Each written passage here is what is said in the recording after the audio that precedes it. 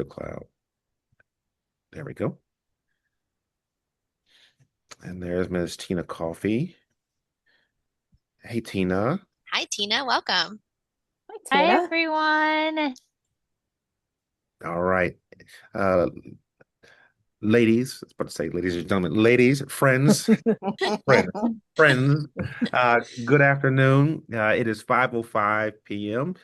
Welcome to what is a series of VSTE webinars we have. My name is Craig Spraggins. I am the Executive Director of the Virginia Society for Technology and Education. And today we are honored to be presented with Rigor Between the Lines. And we are honored to have Ms. Ashley Hinkle and Ms. Julie Kuzma here from Loudoun County. And they're going to be leading us through this learning exercise. We know that several of you all also registered online and you will be eagerly anticipating the link to be sent to the recording. So please don't fret. You will get that automatically. And I'm going to stop talking right now and have these two ladies introduce themselves and lead us through the learning for this afternoon. So, ladies, take it away and thank you very, very much. Thank you. Well, before we introduce ourselves, I'd love to know a little bit more about who's in the room. So if you want, go ahead and just put your name and maybe an identifier in the chat. You can say, oh, I'm a cat mom, or I'm a seventh grade teacher, whatever works for you. We'd love to know who we have with us today and a little bit about you.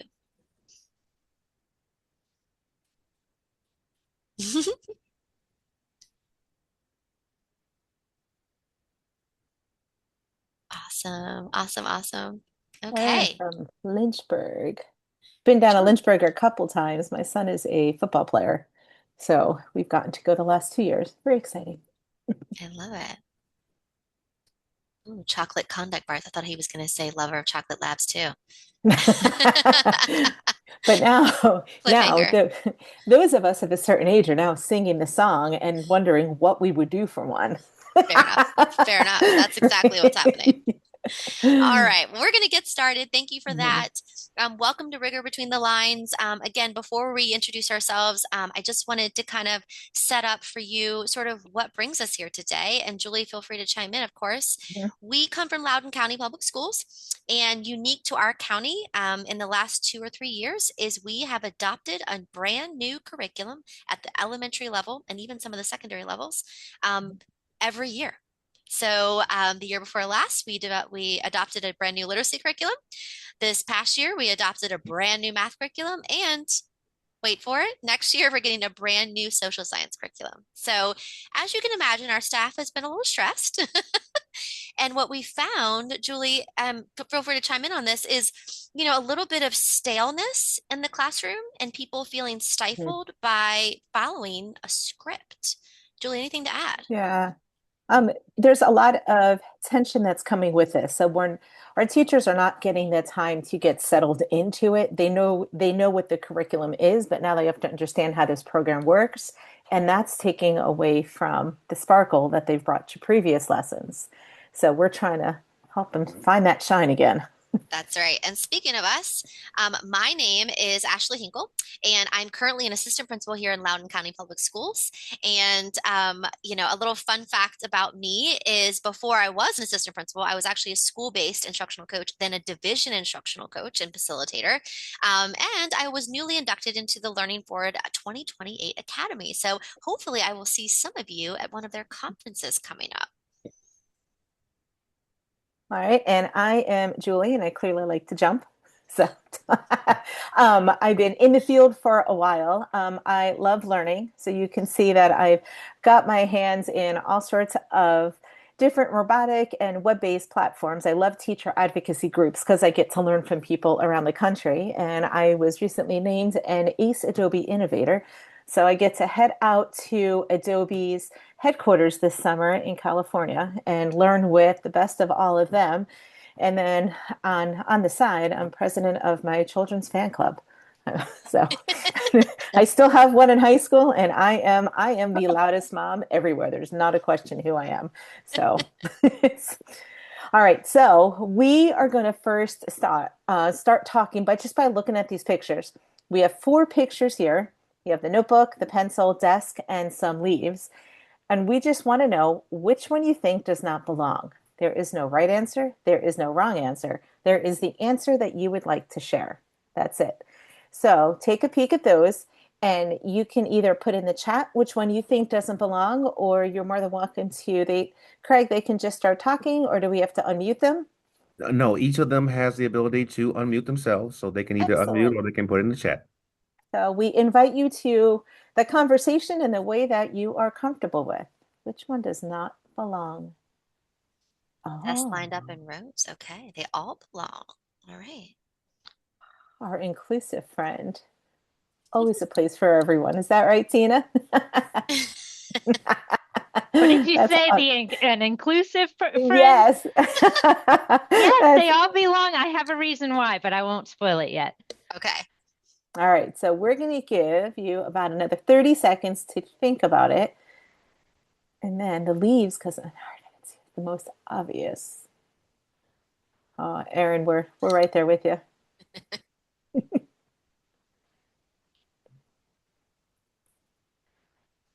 Awesome.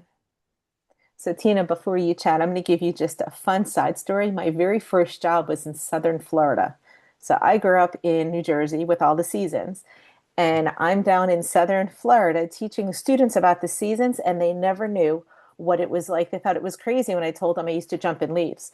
So my mother sent me a box. She raked leaves and sent me a box of leaves so the kids can touch them and taste them, and told me I was nuts for jumping in them, but they don't understand. So, Tina, could we put you on the spot of your thought?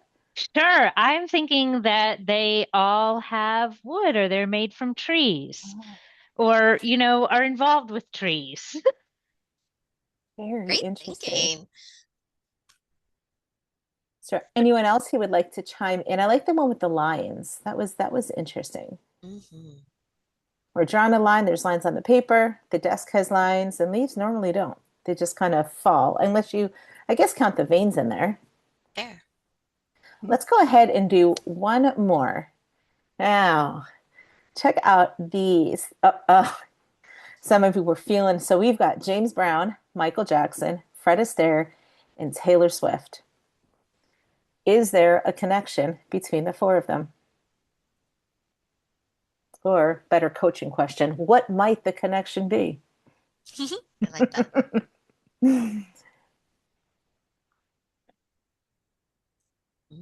All performers. Sure. Definitely.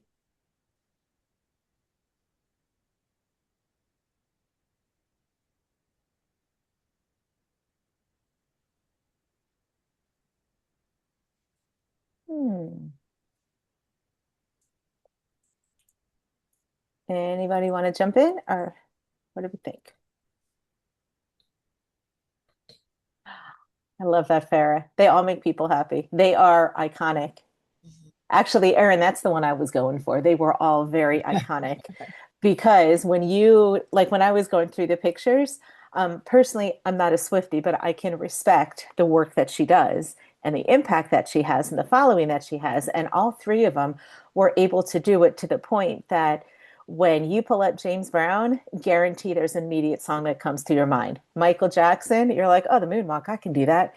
Fred Astaire, if there are people that wouldn't know him, the other three have benefited from the work he's done and they have grown because of that. And then Taylor Swift to me is figures out how to take it and how to grow and how to grow and how to grow. So if we were to do this with our students, each of them would find a way to connect something. Now, if I was to do this in the classroom, I might have a video showing because my assumption would be that they might not know Fred Astaire or James Brown too well. They might need to hear the music, but they might be able to relate of the impact of what these may have done. All right. So when we're doing something, any kind of lesson that we're doing, we want to set the stage. We want to get the hook. So what we did with you is we hooked you right in. We hooked you with something school related you can connect to even when you're tired after a long day in the middle of the hardest season. You're still like, I can connect to that. And then when you got to see the musicians, something happy popped in, something you were able to connect through that. So if you can go ahead and click. So why do we activate thinking? Anyone have any thoughts they want to jump in before we give you some answers? Why do you think we activate the thinking?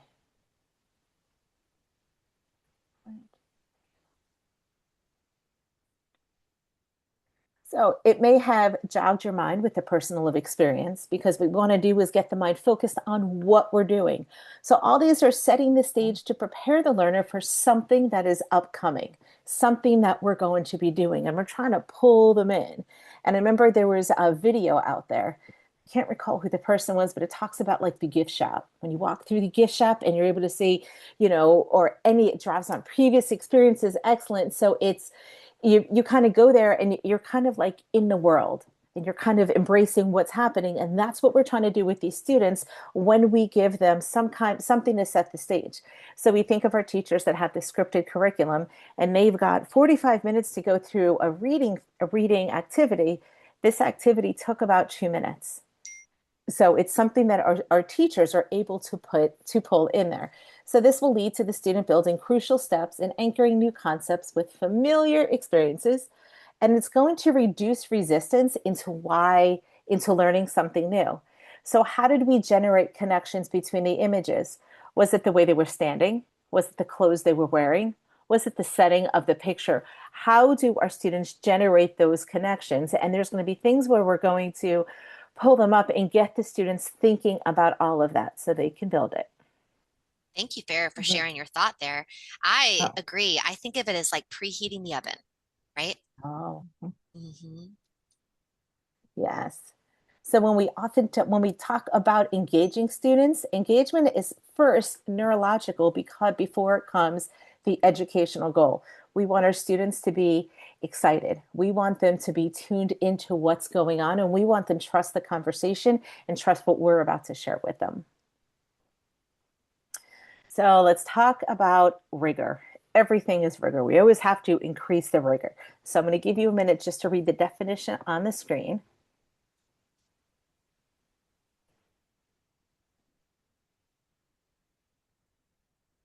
So we have the quad D model. In our school, this is everything. Everything is centered around this.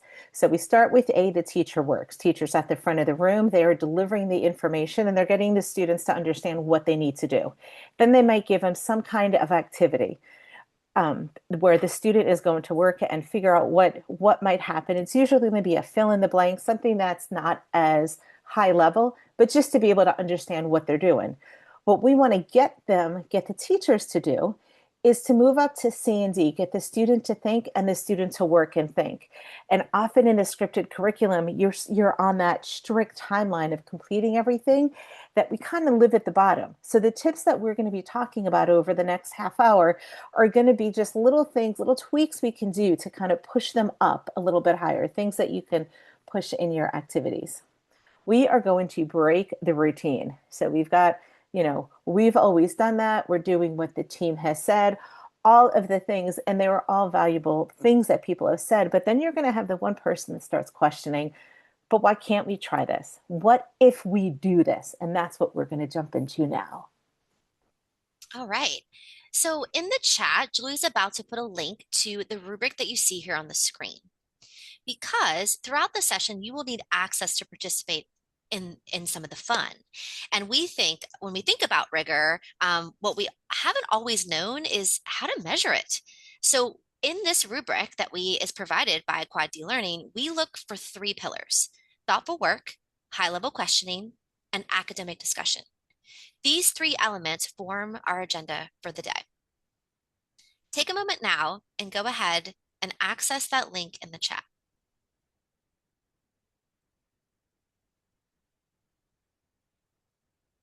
For our time, go ahead and access the link, but don't spend time reviewing it at this moment. We're going to continue on and we'll let you know when you'll need access to this particular tab or link. So here's our agenda today. As promised, we are going to, pace the work that we do today in these three areas. We're going to look at these three indicators of rigor as a staircase. So for those Harry Potter fans out there, you might think about this as a floating or moving staircase, one that moves and flows with the needs of your design of your instructional period, and you may not even know when it's coming.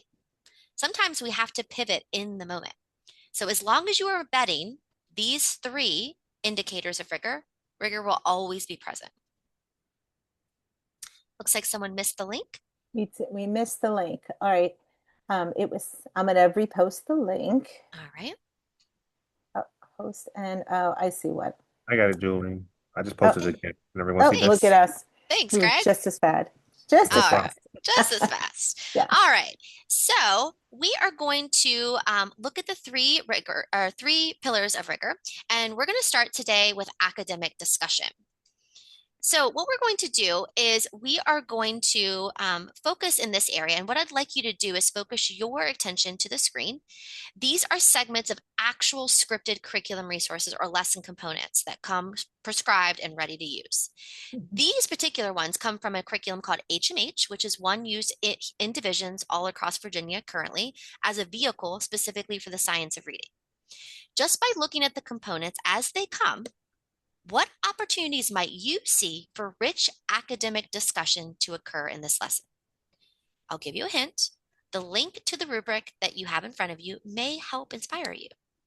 You can type your responses here in the chat, but don't hit enter because in a moment I'll say go and we'll do an old school waterfall of the responses so we can all benefit collectively. So we'll give you about 1 or 2 minutes here.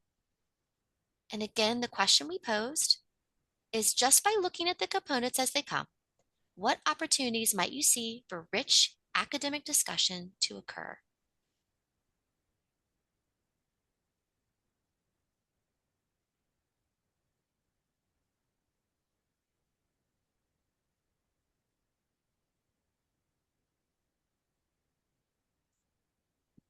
Give you about 30 more seconds. Type it in the chat, but don't hit enter.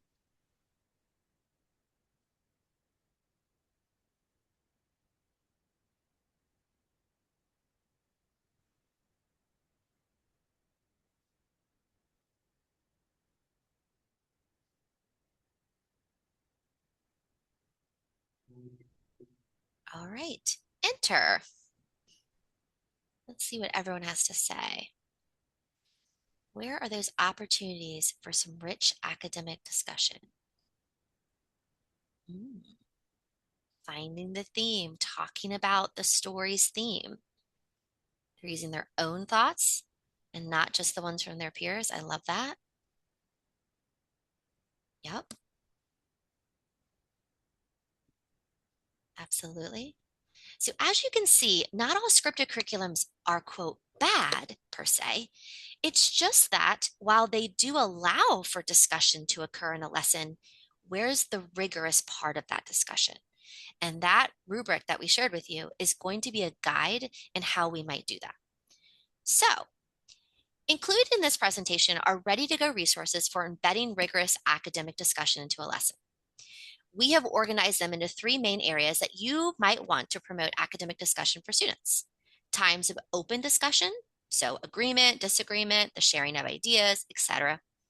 Moments of inquiry, when you want students to pose questions, and points of feedback, when you want students to give and receive productive feedback to or from others.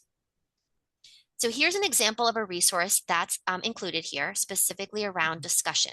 As you can see, this particular graphic or anchor chart would be available for a classroom, ready to use, so that students have specific accountable talk stems that teachers can use to scaffold them through an academic and rigorous discussion.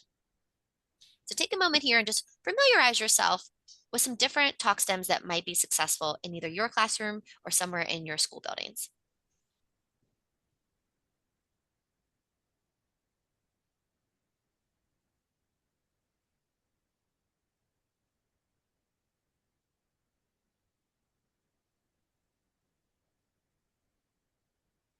All right.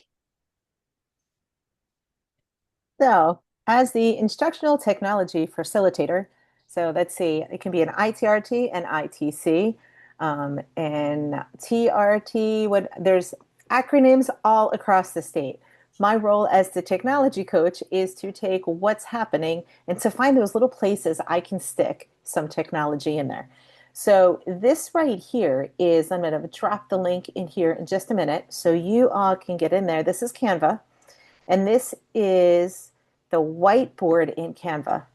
Because one of the challenges that you face, and this has been going on forever, is you have the same students that answer the same questions all the time and they raise their hands. And students need other places to voice their opinion. And this is going to offer that to them.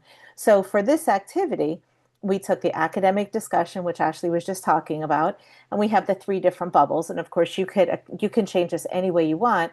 And then what you would do is each one of those post-it notes that are on there are going to go with a different color, and that students have the opportunity to put their thoughts in there the same way that you're putting your thoughts in the chat. We're putting it into one area, and then once it's in there, as the teacher, I can then take the post-it notes, I can look at it later, I could then sort them out in a way that might make sense and use this as we revisit theme or whatever the topic might be in future classrooms. So we talked about that quad D chart at the very beginning. At the beginning of this, these verbs and examples are going to give you an idea of what happens in each one. So if you take a minute, I'm going to let you look at that because there's a whole lot of information on there.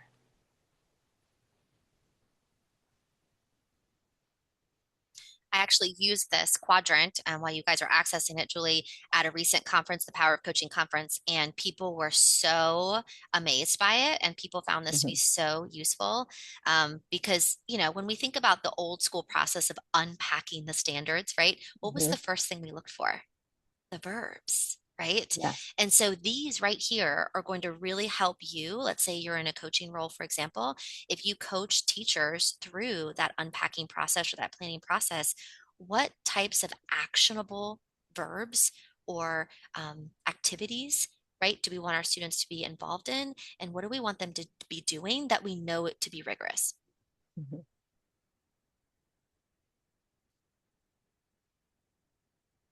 Before I move on, I'll make sure everyone has access to this.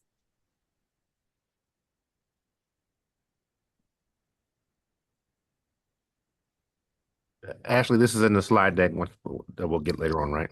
That's right. Exactly. Yeah. So we can jump on forward. Speaking of jump, we're going to literally jump to thoughtful work. So as a reminder, think of these three pillars as building blocks that can move and change according to what your time needs are, and what areas of rigor your instruction would benefit from most. So when we think about thoughtful work, a lot of times people can feel shackled, literally, by the scripted curriculum in front of them. They feel like they have to follow it word for word and that they can't deviate, right? And as Julie mentioned earlier in our presentation, we're here to break the routine. We're here to empower teachers that, yes, a scripted curriculum can come in handy, right? And it can promote some great content. Your job as the teacher and your autonomy as the teacher is to not feel shackled by it, but to use it as a springboard to more rigorous execution of what that scripted curriculum is. So here we actually have a scripted lesson that comes right from the Department of Education. In fact, it was endorsed by the Chesapeake Bay Foundation.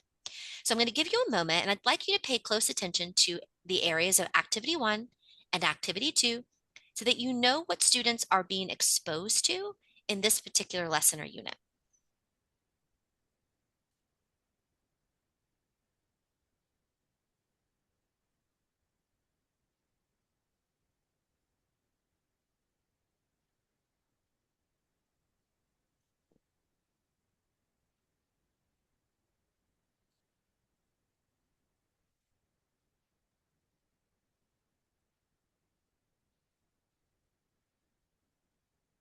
And next, what we're going to do is we are actually going to watch a lesson in action.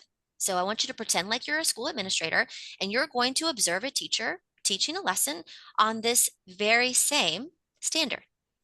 It might not look the same. However, it is based on a very similar scripted lesson, only this teacher chose to sort of break the routine. So what I'd like you to do is access that rubric that we shared with you earlier, and we are going to jump right into the lesson. But before I do that, I do want to point out and remind you again that not all scripted curriculums are bad. In fact, you can see here in these activities, they did in fact embed some active discussion. Could it be more rigorous academic discussion? Sure, but they do embed it. So now let's find out how we can make thoughtful work happen in such a scripted lesson. We're going to take a look into an actual lesson, and I'd like you to observe this teacher as if you were a school administrator and grade them accordingly. Find the row on your rubric that's labeled thoughtful work. You're going to use the rubric on that row, and you're going to indicate where you think you would score this teacher or this particular lesson in terms of rigor.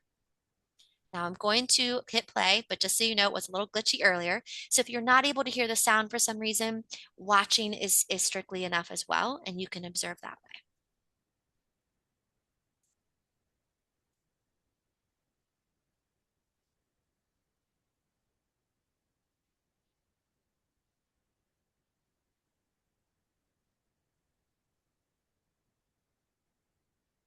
Hopefully it will go for us. Give me one more minute.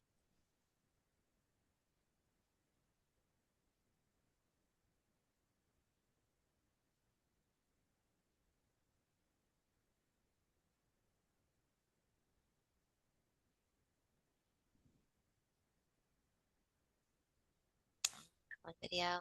Pause it and try. I'm actually having a good time watching the circle go around and around. Is it very soothing for you? Very soothing. That's when you know how tired It's you very are. zen. It's very zen.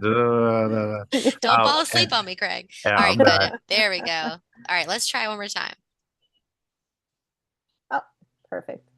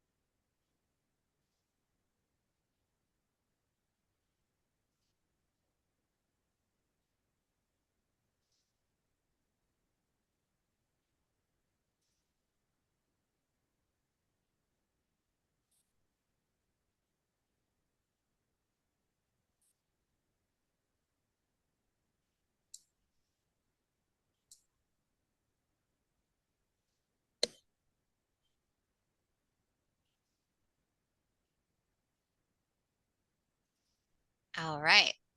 So I would love to hear from you. How did you grade this particular, again, snapshot of a lesson on thoughtful work? You can unmute yourself at any time and share with the group.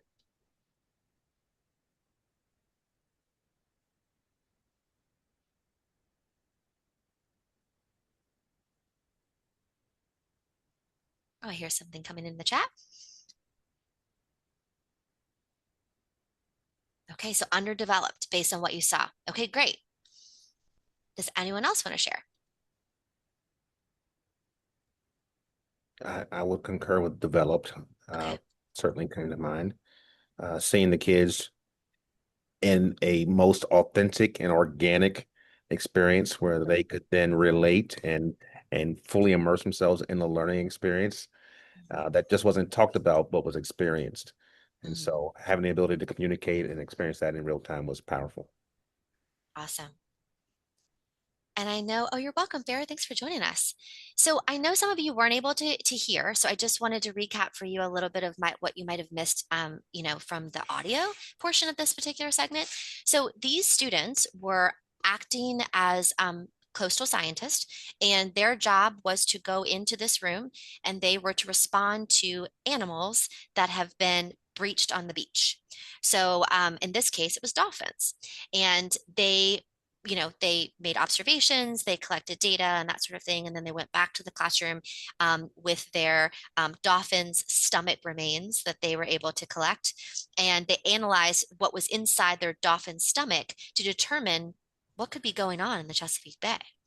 So what's neat about this, if you remember back to, and I'll go back to our slide here, when we looked at the more scripted lesson, and we noticed, yeah, they embedded some academic discussion in activity one. Students were exposed to explicit vocabulary. In activity two, same. They went on to do more of a kinesthetic approach. Students could act as blue crabs, for example, from the Chesapeake Bay, and mimic their movements. But if you notice how this teacher just went a little bit further, right? And embedded a little bit more rigor with her approach, specifically in the area of thoughtful work. What I love is that a lot of you marked as developed, right? Or even maybe another category, because not every lesson is going to be the most rigorous thing you've ever seen. Everything has an area of growth. But I think you can definitely see here how we've scaffolded up the rigor. Thank you for that. Hi, All Patrick. right. Welcome. Oh, well, it's time for some techie fun. I will say that one question that was posed to me years ago was, will your activity make it to the dinner table? That was, and that has stuck with me for 30, 31 years. That has stuck with me. If what I'm doing in the classroom, if my students got to wear all, if my children got to wear all of that and came home, they would not come home. Well, we were in class today. I was a scientist today and I had to put on my white coat and then I had to go and they would be able to describe it. So moving forward now, we have to throw a little technology fun in here. So you can create your own Wordle. And I have a Wordle ready to go. So there is a link in there. And you can go ahead and make your Wordle any way you want. And you'll see that it's the link's right at the bottom of this. You'll be able to do that on your own. So I'm going to talk while you go ahead and give it a try. But what I've done is I picked a word that is going to encompass what's going on. So this might be used at the end of a lesson. What is the main thing that we're talking about? This might be used when the students come in the next day and I want them to remember what they did the day before.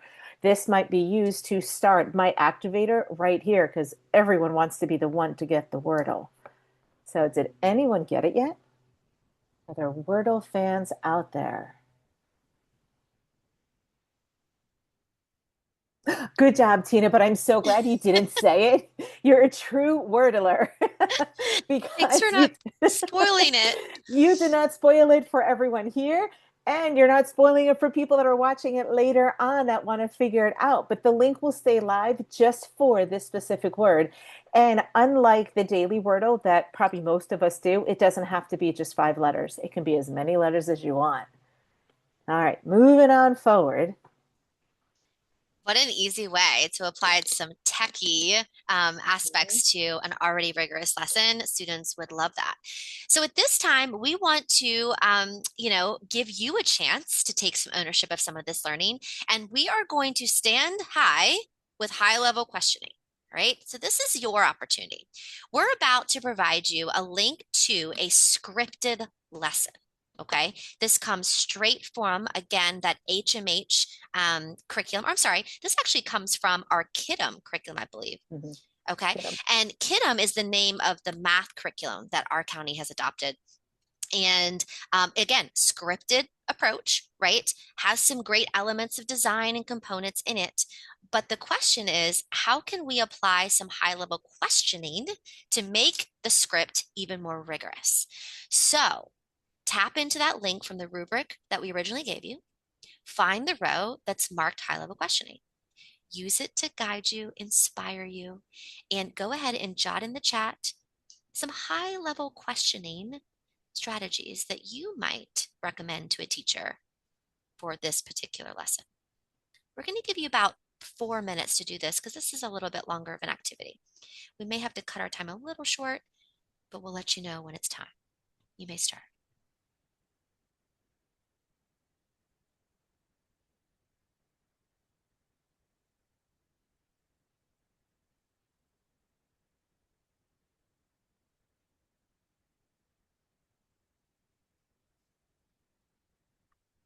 Fifth grade. This Fifth is a, grade. yep, Great this is question. a fifth grade activity. It was a 5.5. Unit 5, lesson 5. Mm-hmm.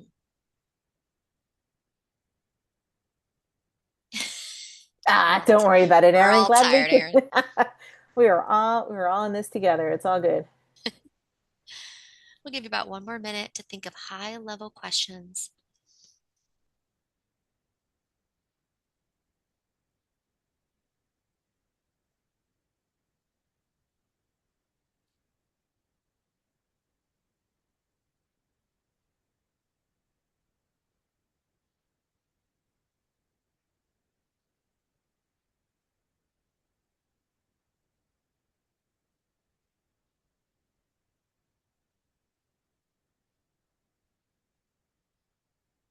All right. We realize you might not have had a chance to get through the whole lesson, of course, but I would love to know, were there any high level questions based on the rubric that you have in front of you that jumped out at you for this particular lesson? You can unmute or share them in the chat.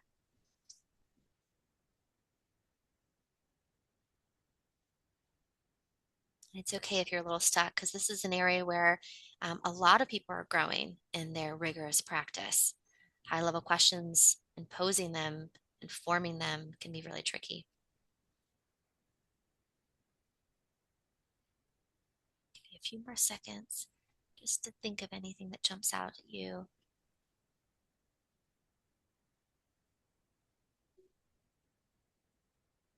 All right, we're going to move forward, but I want you to hang on to this thought. And the image you see here on the screen is an example of another scripted lesson, more in the literacy world. And as you can see, how they have beautiful graphics, and when we go to purchase with some of these vendors in our school divisions, we're very kind of attracted to the flashy, right? And while they have great components to them, you may find that no matter how flashy they are, they may actually be lacking in higher level questioning. This is very, very common with scripted curriculums. And so what I always recommend to teachers is to break out the Post-it notes, write down some higher level questioning that you know to be rigorous quad D learning forward, and stick them to the pages of the teacher manual, whatever you're using with that scripted curriculum to guide your instruction, and have them at the ready. All right. Time for some more technology fun. Let me get my link ready to go. So now we play Connections. Has anyone here ever played Connections? So Connections is part of the New York Times Games with Wordle. But what you do with this one, and I'll share the link in just a moment, you have 16 words. Those 16 words can be broken into 4 categories. And what you need to do is figure out what are the 4 categories to break them into. Here we go. Now, let me get the link. I'm going to drop the link in the chat so you can start playing around. Give you a hint. The answer is actually in the slides. I will say that over on slide 14. So if you're watching this now, you'll be able to get the slides later. And if you're checking this out later, then you'll be able to go over to slide 14 and that could help you out. But what this will eventually be is it will be words that, well, are there any ideas of at least one of the categories? Anybody?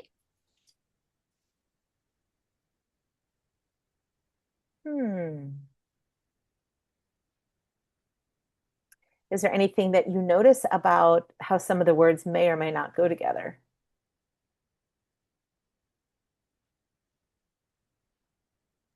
I promise I'm trying. I'm really am. Well, we I can see promise your I wheels am. spinning. I'm trying my hardest. It's also 5:43 on a Thursday night. Ashley, can you actually jump back to slide 14? I sure will. So on slide 14 is going to be the verbs that go in each of the quadrants. And that's what the 16 words are. That's how you would split them up. I'm not going to tell you the answer because, I mean, it's more fun to do it yourself. But this is also another way that you can do quick activities in your classroom. So at this current time in our school, we have science and social study SOLs coming up. What if you created a connections activity with maybe 4 different events that happened in history, and the students had to maybe connect a location with people or with different things that happen? And if science, maybe some of those Key vocabulary words, they might be setting words, they might be character traits that are in there. So this is a great way. In connections, you see the link at the bottom, and if you were to click on that, you would be able to go to, and it says make your own game yourself. So you do have the freedom to do that. Yeah, what a great activity, especially when Mhm. you want to team up with maybe an instructional technology coach in your building. What a great way to make that partnership happen. I also love that these quadrant verbs that we talked about can also be embedded right into a higher level thinking question, right? So it's kind Mhm. of a twofer. All right. So we're going to head right back in. And what we want to do now is we really want to close our time together. And before we wrap up completely, we want to give you a chance to reflect. So as you think about the time that we spent today, and I know it was super quick, I'd love for you to think about creating a reel on Instagram. As many of Mhm. you know, an Instagram reels are just very short videos that recap an event, or they're a recording of someone's take on something in real time. And because your time is so limited, what would you prioritize in your reel so that others would get the impact of today's session? So think about that for a moment. If you were to create a reel right now, what would you prioritize so that students would get the impact with the benefit of today's session and really know what Rigor is all about and how to embed it into that strict script?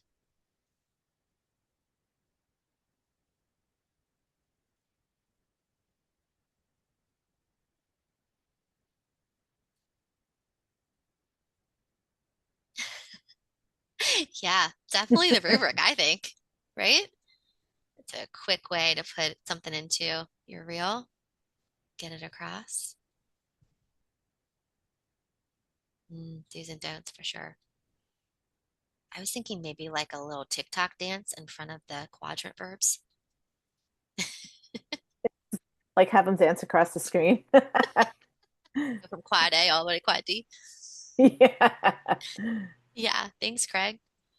All right. So we want to leave you with a little quote here. So go ahead and read it to yourself. Me either, Patrick.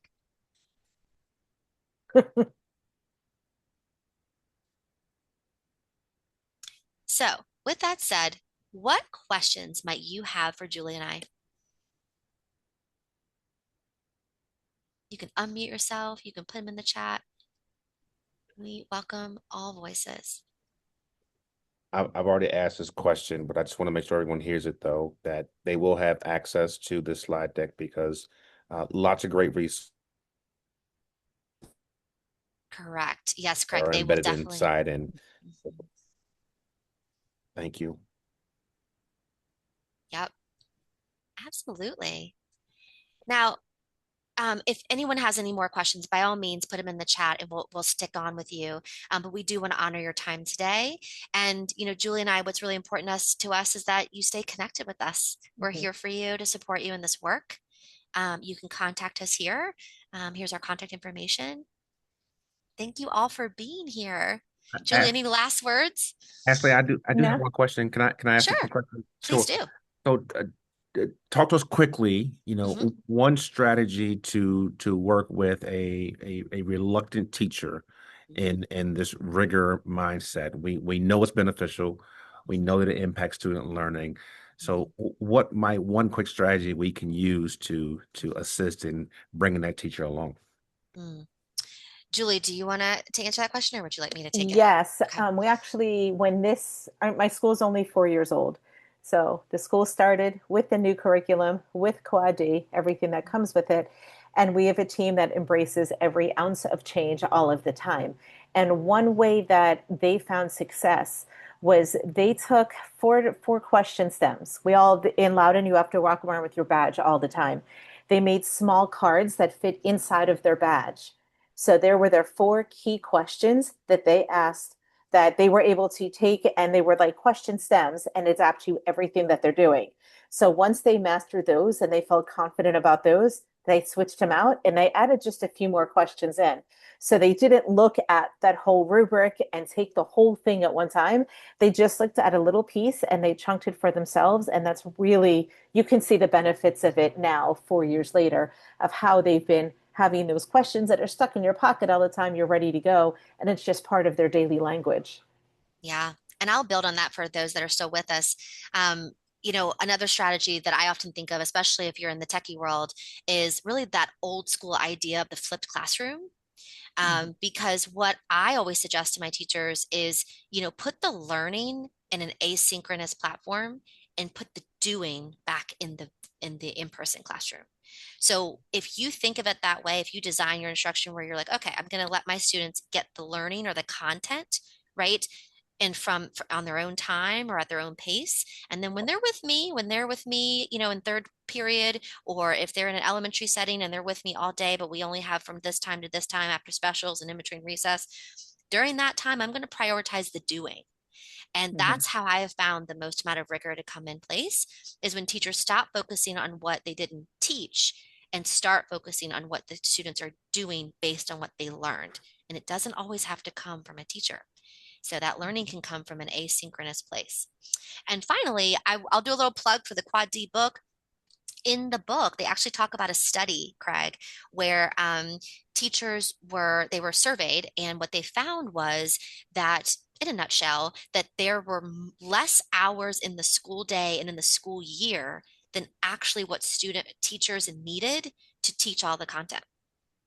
Mm. And there were studies around it and everything, basically saying that it's a false. I mean, we're not even given the time we need to teach the standards that are required of us. Mhm. And the researchers in this book say the best way to maximize the time you have, which isn't already enough, is to embed rigor. Mhm. Outstanding. Outstanding. Hey, ladies, this has been phenomenal, and Thanks. we certainly appreciate the time and effort at this time of year for you all to come and share a little bit of learning that can go a long way. And it's amazing when we think about small pieces that can have the biggest impact. And so, what you all provided for us within this 45-minute to 50-minute time period of the day and a very busy time of year can certainly go a long way. And we're going to be certain to share this out with our membership body so they can take advantage of it as well. Uh, Awesome. we wish you all Thank the you. best. We wish you all the best. For those of you who are getting this link, please, if you have any additional questions, their contact information is on the screen and you can follow up with us as well. If not, we bid you adieu. Have a great day and thank you so much for attending. Thanks for having us. Thank you.